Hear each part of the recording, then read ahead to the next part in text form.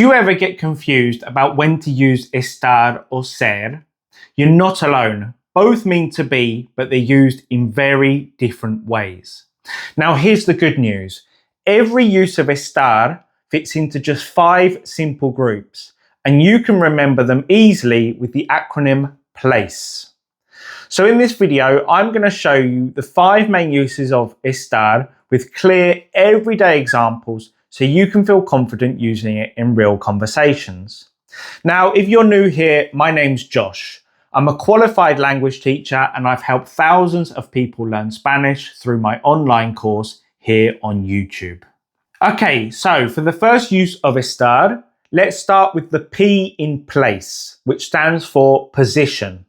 This one is all about how someone or something is physically placed. For example, estoy sentado, I'm sitting down. Or, los niños están de pie, the kids are standing. Or, el libro está sobre la mesa, the book is on the table. So whenever you use estar to talk about how a person or thing is physically positioned, whether sitting, standing, lying down, or placed somewhere, you're using it for position. It's all about describing where someone or something is situated in that moment. For the second use of estar, let's look at the L in place, which stands for location. This is one of the most important uses of estar. Whenever you want to say where someone or something is, you use estar. For example, ¿Dónde está el baño? Where's the bathroom? Or, Cancún está en México. Cancún is in Mexico. Or, estamos en casa. We're at home. Now, even though cities, buildings, or countries don't move, you still use estar to say where they are, not ser. So don't fall for the trap that estar is only used for temporary things.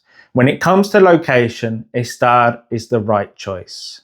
For the third use of estar, we're on the A in place, which stands for action. This use of estar is all about showing what someone is doing right now, in this moment. It's called the present progressive tense, and it's very common in everyday Spanish. Now, to form it, you use the helper verb estar, plus another verb ending in ando for AR verbs, or yendo for ER and IR verbs. You can think of it as being the equivalent of the ing form in English, as in I'm eating, or she's talking, or they're running, and so on. For example, estoy comiendo, I'm eating. Or, ¿qué estás haciendo? What are you doing?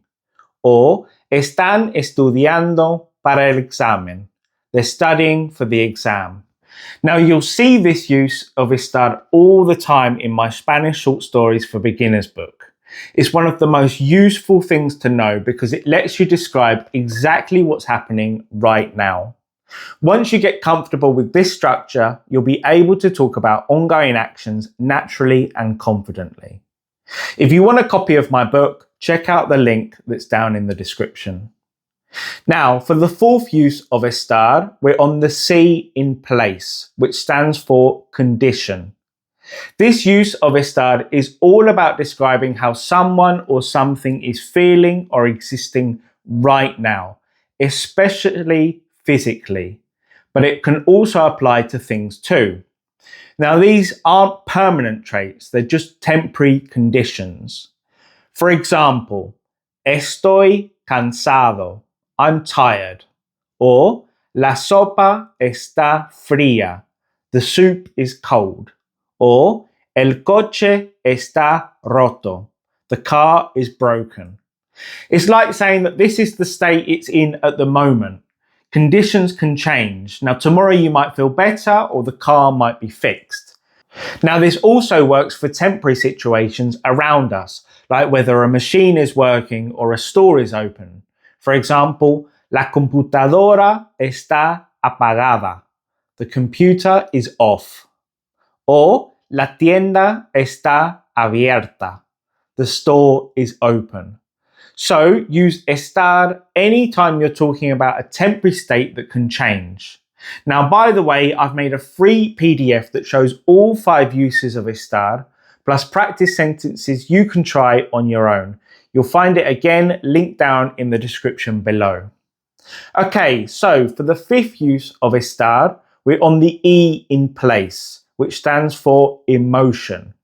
When you talk about how someone feels, be it happy, sad, angry, or nervous, use estar.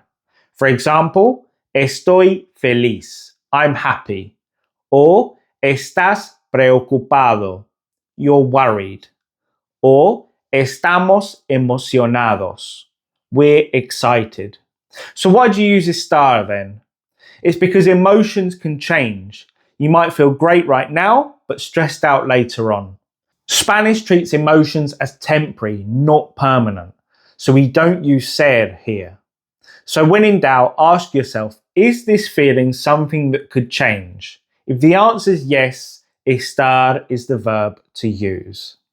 Now remember how I said at the beginning of this video that estar can feel confusing, especially when comparing it to ser. Well, just watching this video once isn't enough to really make it stick. You need to practice estar in real sentences and conversations over and over again. That's exactly what my beginner Spanish course is designed to do. It helps you build fluent, full-length sentences from the very first lesson. You can start the course for free right here on YouTube. Just click the thumbnail on screen now or check out the link in the description. So, thanks for watching and I'll see you next week.